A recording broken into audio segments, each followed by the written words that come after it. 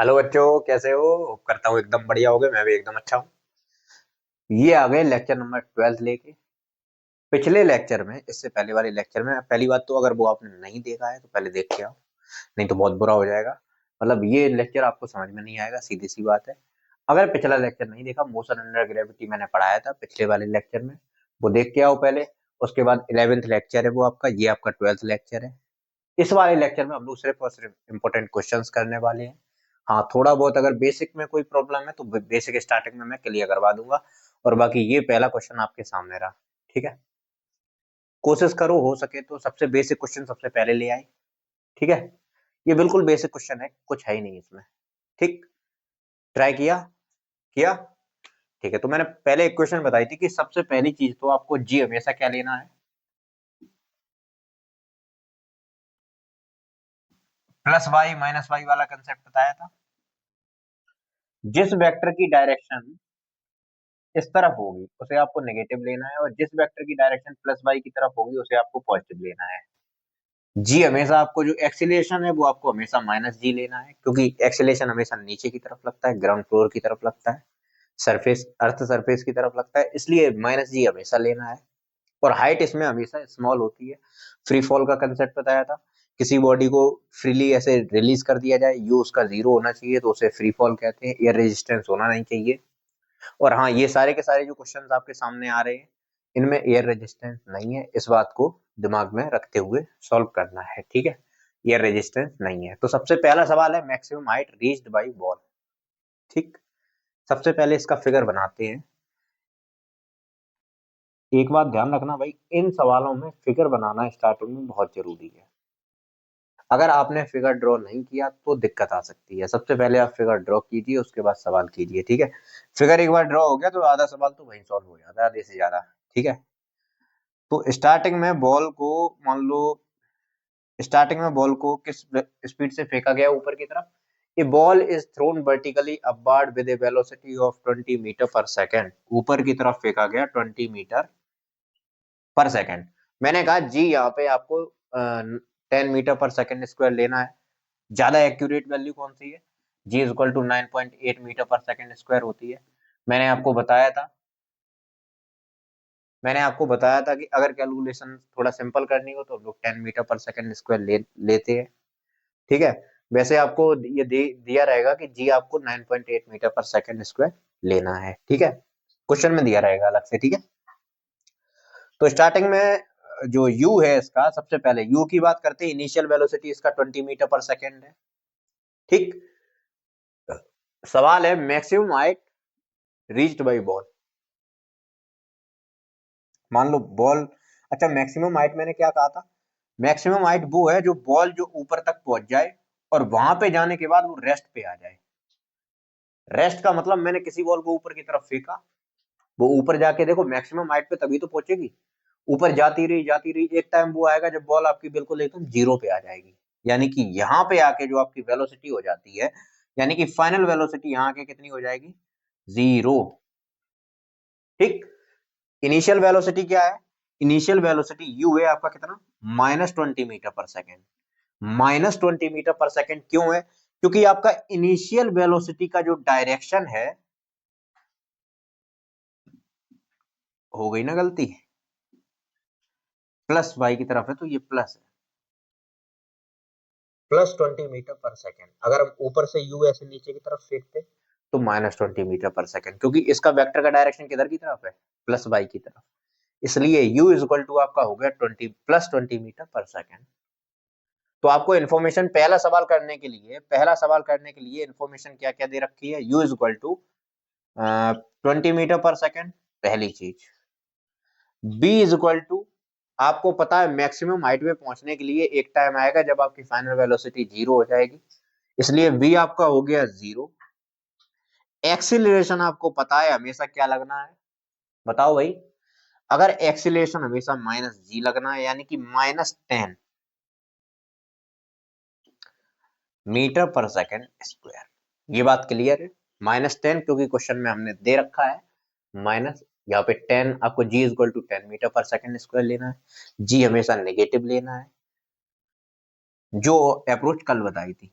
उसके हिसाब से, ठीक है। तो a is equal to -10 meter per second square, ठीक। अगर ये समझ नहीं आ रहा कि सर ये -10 क्यों ले रहे, मतलब इस तरह से साइन कन्वेंशन समझ में नहीं आ रहा, तो मैं कह रहा हूँ मतलब अलग अलग बुक्स में आप देखोगे जाके साइन कन्वेंशन सबका अलग अलग होता है, तो इसलिए कंफ्यूज नहीं होना है। अगर साइन कन्वेंशन ये वाला आपको समझना है तो पहले पिछला वाला लेक्चर देखो जाके, अलग किताब में पढ़ के आए होगे तो फिर वहां पे दिक्कत क्या आती है कि उनका साइन कन्वेंशन अलग होता है, तो इसकी वजह से दिक्कत आती है बाद में, ठीक है। तो टेन ए इक्वल टू -10, इसके बाद आगे देखो भाई, इसमें सवाल फॉर्मूला कौन सा लगा सकते हैं, ये वाला फॉर्मूला लगा दो भाई, v square equal to u square minus 2GH, ये वाला लगा दो, काम हो जाएगा। यहाँ से हमें h पता चल जाएगा, मैक्सिमम हाइट पता चल जाएगा, ठीक है। तो बी स्क्वायर, सबसे पहले बी स्क्वायर की बात करें तो बी स्क्वायर आपका क्या है, ये तो आपका 0 है, इज इक्वल टू 0 का स्क्वायर हमेशा 0 निकल के आता है, is equal to u square यानी कि 20 का स्क्वायर प्लस, और ये -2 इंटू 10 इंटू एच, मुझे पता नहीं, ये सारा मटेरियल मैं इधर ले जाऊंगा, तो ये आपका 20H इधर पे पहुंच गया। उसके बाद ये 20 का स्क्वायर आपका किसके बराबर हो जाएगा, 400 के बराबर हो जाएगा, और इसको मैंने इससे काटा तो ये बचा आपका कितना, 20। एच आपका निकल आया कितना, 20 मीटर, ठीक, ठीक है, ठीक है। क्योंकि डिस्प्लेसमेंट फाइनल वेलोसिटी ये थी, इनिशियल वेलोसिटी ये थी, यहां से ऑब्जेक्ट को मैंने इस तरफ फेंका इसलिए ये प्लस आया निकल के। चलो आगे देखो भाई, अब टाइम की बात ये कर रहे हैं कि time taken to reach the maximum height, time की बात कर रहे तो भाई b equal to u plus a t लगा दो, ठीक है, u प्लस एटी लगा दो, चाहे कोई सा फॉर्मूला, चाहे s equal to you t plus half a t square लगा दो, जो लगाना चाहो वो लगा दो भाई, ठीक। तो time taken to reach maximum height, तो देखो भाई b is equal to u plus, अब दूसरा सवाल कर रहे हैं, ठीक है भाई, b is equal to u plus a t, okay, b कितना है 0 है, u कितना है 20 है, और -10 आपका g है, और ये रहा आपका t, इसको इधर भेजा मैंने, ये कितना हो जाएगा, t इक्वल टू यहाँ से कितना 2 सेकंड निकल के आएगा। टाइम ऑफ फ्लाइट का मतलब समझो, टाइम ऑफ फ्लाइट का मतलब क्या होता है, टाइम ऑफ फ्लाइट का मतलब होता है ऑब्जेक्ट आपका यहाँ पे गया और वापस आ गया। टाइम ऑफ फ्लाइट क्या होता है, पूरी जर्नी, ऑब्जेक्ट को मैंने यहाँ से लेके ऊपर की तरफ फेंका और ऑब्जेक्ट वहां से लेके वापस जाके वही उसी पोजीशन पे आ जाए, उसे कहते हैं टाइम ऑफ फ्लाइट, ठीक है। तो टाइम ऑफ फ्लाइट टोटल कितना होगा, अच्छा मैंने कल एक चीज आपको बताई थी पिछले लेक्चर में, यानी कि एक चीज बताई थी कि जितना टाइम इसको यहाँ से यहाँ जाने में लगता है, जितना टाइम इस ऑब्जेक्ट को यहाँ से लेके यहाँ जाने में लगता है, मान लो टी टाइम लगा, उतना ही टाइम यहाँ से लेके यहाँ भी आने में लगता है, वो भी आपका क्या होता है, टी टाइम। अगर यहाँ से लेके यहाँ तक पहुंचने में 2 सेकंड लगा, तो यहाँ से लेके यहाँ तक आने में भी कितना लगेगा, 2 सेकंड ही लगेगा, ठीक। तो यहाँ पे आपका 2t हो जाएगा, यानी कि टाइम ऑफ फ्लाइट,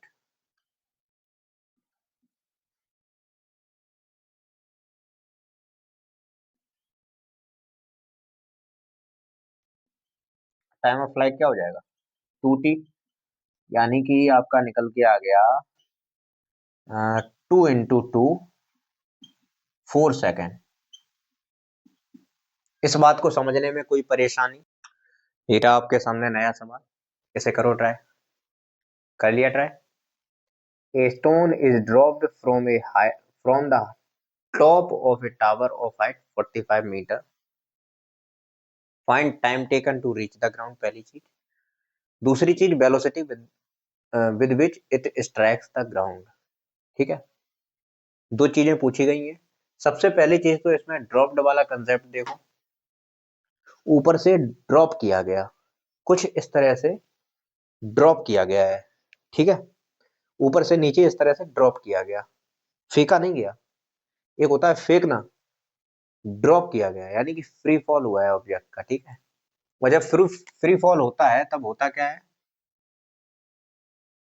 ये मान लो आपका टावर है, इसकी हाइट है आपकी 45 मीटर, ठीक, हाइट कितनी है 45 मीटर, हाइट मैंने मान ली 45 मीटर। इसके बाद आगे सवाल की बात करते हैं कि यू जो बॉल है या स्टोन है वो आपका ऊपर से नीचे ड्रॉप किया गया, यानी कि 0, u इक्वल टू होगा आपका 0।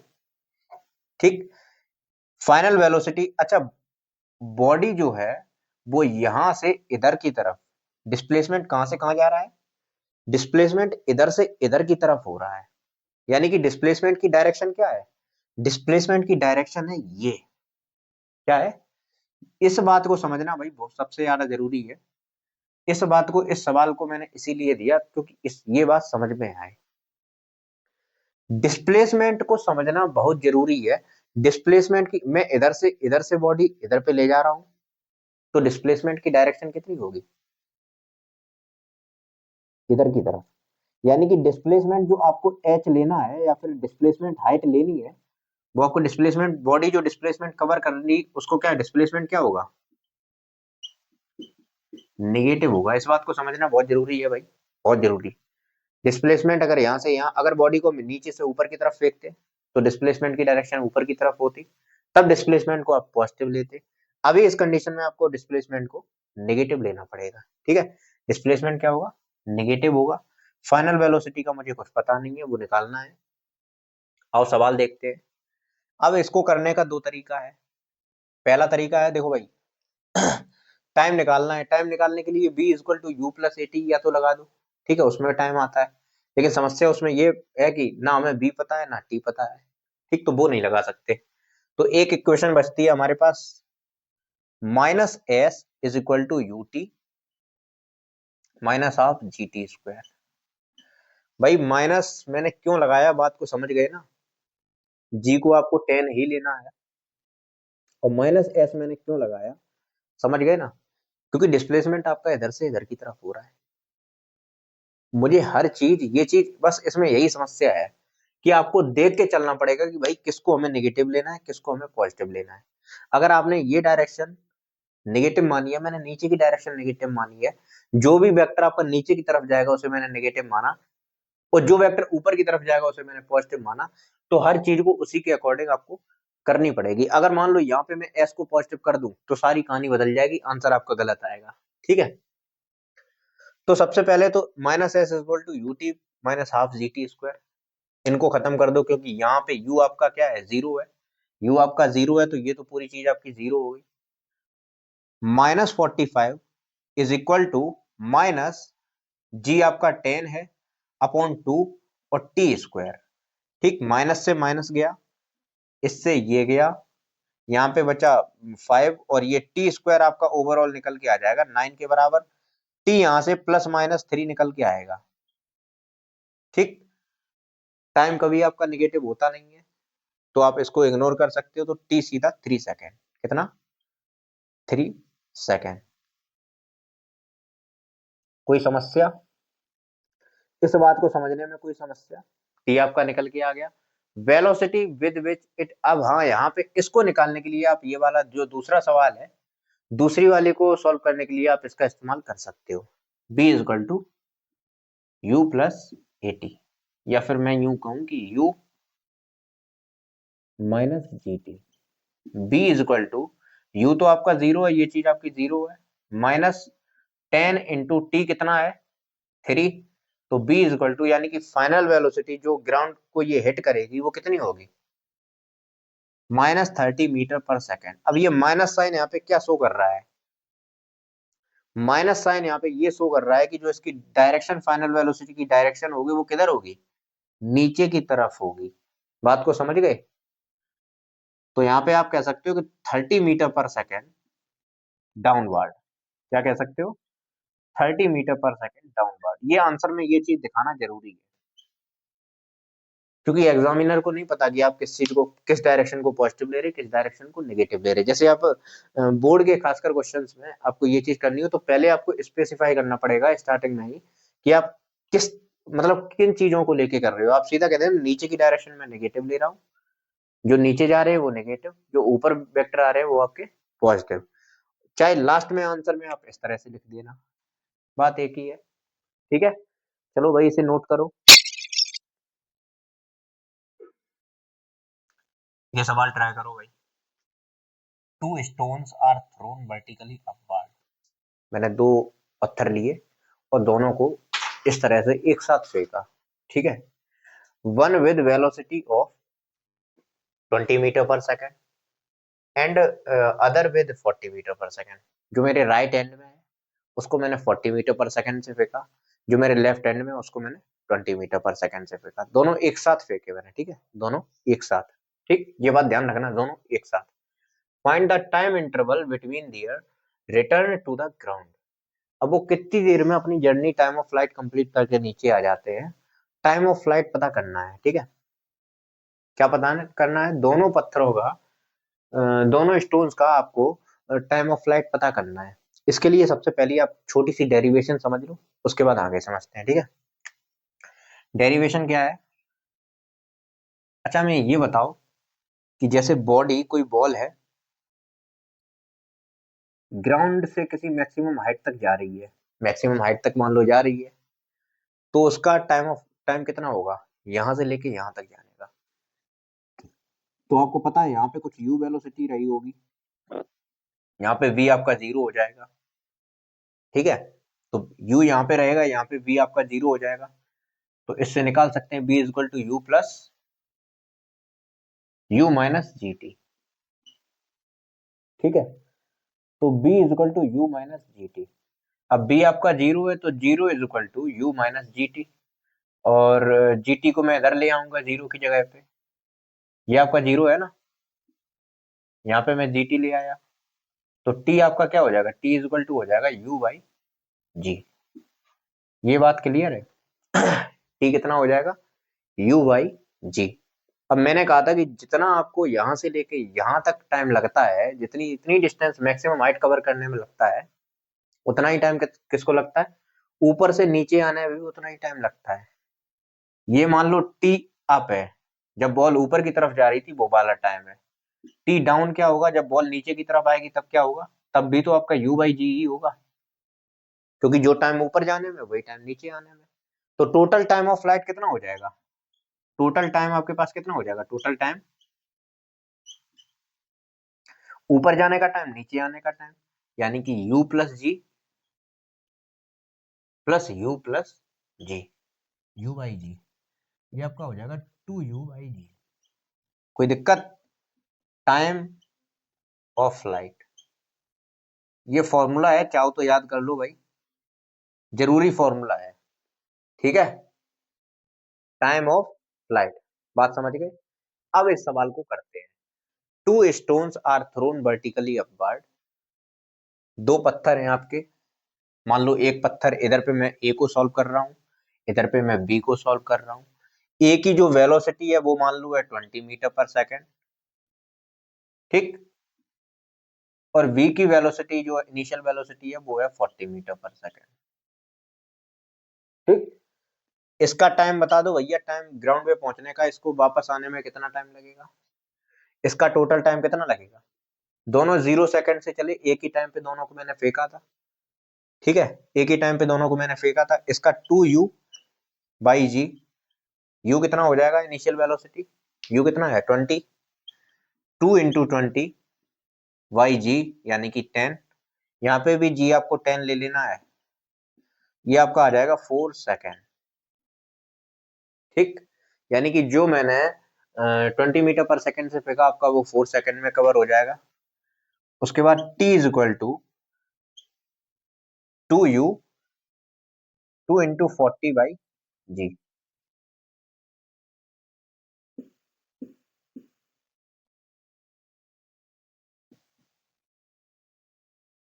ये आपका हो गया कितना 8 सेकेंड। यहाँ से आप एक चीज का अंदाजा और लगा सकते हैं एनालिसिस करने को, अगर हम लोग इनिशियल वेलोसिटी मतलब डबल करते हैं, इनिशियल वेलोसिटी डबल करते हैं तो टाइम ऑफ फ्लाइट भी आपका क्या हो जाएगा, डबल हो जाएगा। कोई दिक्कत? अगर इनिशियल वेलोसिटी आप डबल करेंगे तो टाइम ऑफ फ्लाइट भी डबल हो जाएगा आपका। जैसे यहाँ पे अगर 30 होता हो, इसको मैं 60 कर देता, तब भी ये आपका कितना हो जाएगा, समझ रहे हो, टाइम ऑफ फ्लाइट तब आपका क्या हो जाएगा, डबल हो जाता। ये आपका 6 सेकंड हो जाता, तब ये कितना होता, 12 सेकंड होता जाके, ठीक है। चलो इसे नोट करो, पहले नोट कर लो जल्दी से, ये सवाल करो भाई। थोड़ा सा ट्विस्ट है इसमें। A ball is thrown vertically upward with velocity of 25 metre पर सेकेंड, लेकिन इस बार from the top of building 50 metre high. मतलब ये है, ये ऑलरेडी 50 मीटर हाई बिल्डिंग है, ठीक। इस बार बॉडी जो है आपकी, बॉल जो है यहां से ऊपर की तरफ फेंकेगी, फिर ऊपर से ऐसी नीचे गिरेगी जाके, ठीक है। तो टोटल टाइम बताया गया कि भाई टोटल टाइम बताओ, ठीक है। यहाँ से u इक्वल टू है आपका कितना, 25 मीटर पर सेकेंड। कहाँ है, 50 मीटर हाई, और हाँ u इक्वल टू है आपका 20 मीटर पर सेकेंड। ये आपका 50 मीटर पर हाई, 20 मीटर पर सेकेंड। बात करते हैं इसके, सबसे पहले डिस्प्लेसमेंट की बात करें। अच्छा ये बताओ डिस्प्लेसमेंट इसका किधर की तरफ लेंगे, सबसे पहले ये बताओ। डिस्प्लेसमेंट आपका कौन सा होगा, बॉल यहां से यहां पे जा रही। अगर मैं डिस्प्लेसमेंट की बात करूं तो डिस्प्लेसमेंट क्या होगा, डिस्प्लेसमेंट की डायरेक्शन आपकी यहां से लेके यहां तक होगी। नेट डिस्प्लेसमेंट क्या होगा, यहां से लेके यहां तक, हाँ कि ना। डिस्प्लेसमेंट की डायरेक्शन, बॉल यहां से लेके इधर से ऐसी ऐसी जा रही, मैं कहूँ डिस्प्लेसमेंट बताओ भाई, ये होगा displacement. Shortest distance between initial and final position, और डायरेक्शन क्या होगी, नीचे की तरफ। यानी कि डिस्प्लेसमेंट आपको क्या लेना है, नेगेटिव लेना है। एच क्या लेनी है, एच आपको नेगेटिव लेना है, ठीक है। डिस्प्लेसमेंट क्या लेना, नेगेटिव लेना है। तो देखो भाई भाई एच वाला फॉर्मूला लगा दो यहाँ पे, minus h is equal to you t, ठीक, minus half g T square. कोई समस्या इसको समझने में। तो माइनस एच यानी कि -50 आपका हो गया, ठीक है। -50 इज इक्वल टू यू कितना है, यू है आपका 25t, और माइनस, इसको मान लो ये आपका 10 है बाई 2 टी स्क्वायर। इससे आपने काटा इसको, ये हो गया 5t स्क्वायर, ठीक है। 5t स्क्वायर, इस बार मैंने ये सब 5t स्क्वायर इधर साइड भेजा, इक्वल टू के इधर साइड, -25t और -50 इज इक्वल टू 0। ये आपकी एक क्वाड्रेटिक इक्वेशन बन गई, ठीक। टोटल टाइम निकालना है यहाँ पे, तो निकालो भाई। तो एक बात बताओ, क्वाड्रेटिक इक्वेशन जब आपकी बन जाती है तो क्या होता है, t is equal to -b plus minus b square -4ac, यही तो होता है formula, upon 2a। Quadratic equation का यही फॉर्मूला होता है ना, रूट्स निकालने के लिए। तो -b, b क्या है, -25 minus plus minus b square कितना है, -25 का स्क्वायर, यानी कि 625, -4ac। 4 कितना हो जाएगा भाई, ए होगा आपका, ये तो हो जाएगा 10, -10, और इंटू सी कितना हो जाएगा, क्या कर रहे हो सर जी, ये आपका होगा 1। इसमें से एक काम करो, इसमें से 5 कॉमन निकाल लो, सब में से 5 इसमें से कॉमन निकाल लो, तो ये हो जाएगा आपका टी स्क्वायर, ये बचेगा यहाँ पे 5t, ठीक, और ये यहाँ पे हो जाएगा 10। मैंने क्या किया, सब में से 5 कॉमन निकाल दिया, तो ये आपका यहाँ पे बचेगा अकेला -5, ठीक। ये ज्यादा बड़ी कैलकुलेशन हो जाएगी, इसकी वजह से मैंने इसको में से पूरे में से कॉमन निकाल लिया। 5 -5 25 -4ac, 4 इंटू ए कितना है, 1 है, और सी कितना है, -10 है, ठीक है। सी कितना है, -10 है, अपॉन 2a, 2 इंटू ए कितना है, अगेन आपका 1 है। कोई समस्या, इसको समझने में कोई समस्या। आंसर आ गया आपका -5 प्लस माइनस, ये कितना हो जाएगा, 40 प्लस 25, ये पूरा 40 हो जाएगा, 40 प्लस 25 √65 अपॉन 2, ठीक है। एक तो इसका आंसर आपको दिख रहा है, माइनस का आएगा निकल के, एक तो t इक्वल टू आपका दो आंसर निकल के आएगा। t इक्वल टू एक तो आपका निकल के आएगा -5 minus under root 65 upon 2a। ठीक, ये तो हो नहीं सकता। क्यों नहीं हो सकता? क्योंकि नेगेटिव टाइम आपका कभी हो नहीं सकता। ए तो एक है आपका t equal to -5 under root minus और प्लस अंडर रूट 65 अपॉन 2। देखो अंडर रूट 65 ये आपका करीब करीब कुछ 8 इंटू 8 64 होता है। तो ये आपका करीब करीब 8.06 करीब कुछ आता है निकल के। ठीक है, तो इसमें से ये गया, उसके बाद अपॉन 2, उसके बाद आप इसको सॉल्व कर लेना, टाइम यही निकल के आएगा। ठीक है, कहानी समझ गए? इसे नोट कर लो भाई। तो आज की क्लास में बस इतना। होप करता हूँ ये क्वेश्चंस आपको समझ में आए होंगे, कंसेप्ट आपको क्लियर हो गया होगा मोशन अंडर ग्रेविटी का। अगर कंसेप्ट क्लियर हो गया है तो आगे अगर संभव हुआ तो मैं इसका क्वेश्चंस का एक और लेक्चर डाल दूंगा, नहीं तो इसके जो भी क्वेश्चंस बचे हैं अब चैप्टर खत्म करवाने के बाद करा दूंगा। ठीक है, तो पढ़ाई करते रहो और पढ़ाई जरूर करो भाई। अभी ये जो आपका इनिशियल फेज चल रहा है इसमें पढ़ाई करना बहुत जरूरी है। ये बेस अगर आपका नहीं बन पाया तो पूरा 11th और पूरा 12th आपका रोते रोते निकल जाएगा फालतू में। यहाँ पढ़ाई करना बहुत जरूरी है। इनिशियल में ये 11th क्लास की जो बच्चा पहली किताब अच्छे से खत्म कर लेता है उसे ना दिक्कत नहीं आती फिर आगे चल के।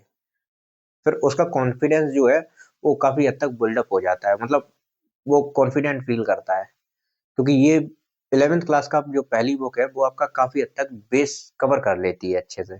ठीक है, और पहली किताब में ज्यादा नहीं, स्टार्टिंग के शुरू के 6 चैप्टर, 6 से 7 चैप्टर बस अच्छे से पढ़ लो। उसके बाद तो सारी चीजें अपने आप हो जाएंगी। समझ रहे हो, इनमें थोड़ी मेहनत करनी पड़ेगी, क्योंकि 10th के माहौल से अभी 11th के माहौल में निकल के आए हो। तो मुझे पता है कि एकदम से बहुत सारी चीजें देखने को मिल रही हैं। कोई बात नहीं, धीरे धीरे सब चीजें हैंडल कर लेंगे। धीरे धीरे करते रहो, जो पढ़ाते चले वो पढ़ते चलो। बाकी मैं जैसे कॉन्सेप्ट क्लियर करने के लिए क्वेश्चंस भी करा ही रहा हूँ और बाकी कंसेप्ट भी पढ़ा रहा हूँ। तो फिर अगर आप थोड़ा भी अपनी तरफ से जैसे एफर्ट तो आपको डालना पड़ेगा। अगर मैं ये कहूँ कि पूरी तरह से मेरे वीडियोस पे निर्भर हो जाओ तो ये अच्छी बात नहीं होगी, पर ये मैं कह भी नहीं सकता। अगर आपका बोर्ड के पॉइंट ऑफ व्यू से पढ़ रहे हो तब तो ठीक है, तब तो कंसेप्ट क्लियर कर लो, एनसीईआरटी में बाद में कवर करा ही दूंगा। तो बोर्ड्स के पॉइंट ऑफ व्यू से मैं चीजें अच्छे से क्लियर करवा दूंगा, क्लास भी पढ़ लोगे तब भी ठीक है। लेकिन अगर आपको जेई मेंस और ये एडवांस नीट की तैयारी करनी है तब आपको एक्स्ट्रा एफर्ट्स डालने ही पड़ेंगे। आपको अलग अलग किताबों से क्वेश्चंस लगाने पड़ेंगे, हर एक टॉपिक के अलग अलग क्वेश्चंस करने पड़ेंगे। तो ये चीजें देखो, मैं झूठ बोलने को बोल सकता हूँ कि हाँ भाई ठीक है मेरे वीडियोस पे सब कुछ मिल जाएगा, लेकिन ये चीज बिल्कुल सही नहीं होगी। ये बिल्कुल भी सही नहीं है, आपको प्रैक्टिस करनी पड़ेगी और आपको बहुत अच्छे से प्रैक्टिस करनी पड़ेगी। ठीक है, और बाकी प्रैक्टिस करते रहो। जहां से भी इस तरह के क्वेश्चन मिल जाए लगा डालो, जहां से भी मिल जाए लगा डालो मेरी। और अगर कोई दिक्कत आती है तो आप मुझे कमेंट सेक्शन में वो क्वेश्चंस पूछिए, मैं आपको उनके जवाब दूंगा। जो भी क्वेश्चन मुझे लगेगा कि हाँ ये बताना चाहिए, मुझे यूनिक क्वेश्चन लगेगा, मैं उसका जवाब आपको जरूर दूंगा। ठीक है, पढ़ाई करते रहो। Best of luck.